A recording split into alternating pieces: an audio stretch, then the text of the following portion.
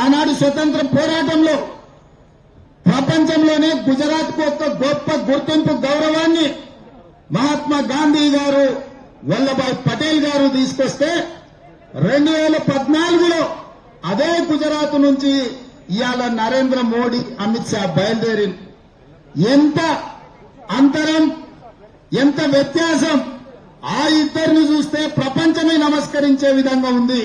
ఈ ఇద్దరిని చూస్తే ప్రపంచాన్ని దోసుకునే వ్యక్తులుగా ఇవాళ ప్రపంచం ముందర కనిపించింది.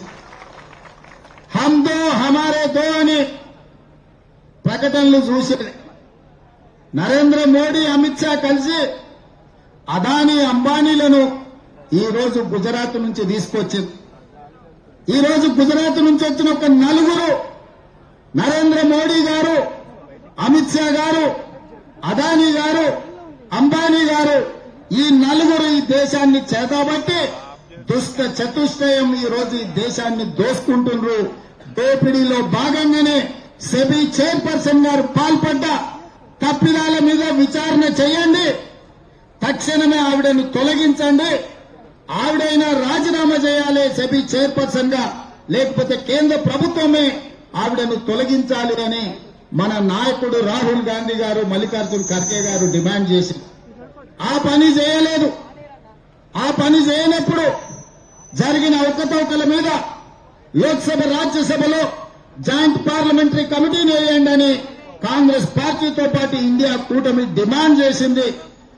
ఈ డిమాండ్ను అమలు చేయకపోను 4 రోజుల ముందే పార్లమెంటును వాయిదా వేసుకొని ఇవాళ భారతీయ జనతా పార్టీ ప్రభుత్వం పరారైపోయింది. అందుకే ఈరోజు ప్రజల దగ్గరికి వెళ్లి ప్రజల సంపద ఏ విధంగా లక్షలాది కోట్ల రూపాయల దోపిడీ జరిగిందో ఈడీ కార్యాలయాల ముందు ఈడీ విచారణ జరగాలి. ప్రతి రాష్ట్రంలో ఈడీ అధికారులకు మీరు రిప్రజెంటేషన్ ఇచ్చి ఈ జరిగిన వేల లక్షల కోట్ల రూపాయల దోపిడీ మీద ఈడీ విచారణ జరగాలి, మీరెళ్లి నిరసన తెలపండి అని చెప్పి మా పార్టీ అధ్యక్షుడు పిలిపించాడు. ఈరోజు మనమందరం ఈడ కాంగ్రెస్ పార్టీ అధ్యక్షుడు పిలుపు మేరకు ఈడీ కార్యాలయం ముందు గంటల కొద్దీ నిరసన తెలిపి ఈ రోజు దేశ ప్రజలకు మనం చెప్పదలుచుకున్నాం, ఈ జాతి సంపద పేదలకు చెందాల్సింది కేవలం 2 వ్యక్తులకు దోషపెడుతున్నారు. మరో 2 వ్యక్తులన్న సంగతి ఇవాళ ప్రపంచానికి చెప్పాలి, ప్రపంచానికి తెలియాలి అని ఈ రోజు మనం నిరసన కార్యక్రమంలో కూర్చున్నాం.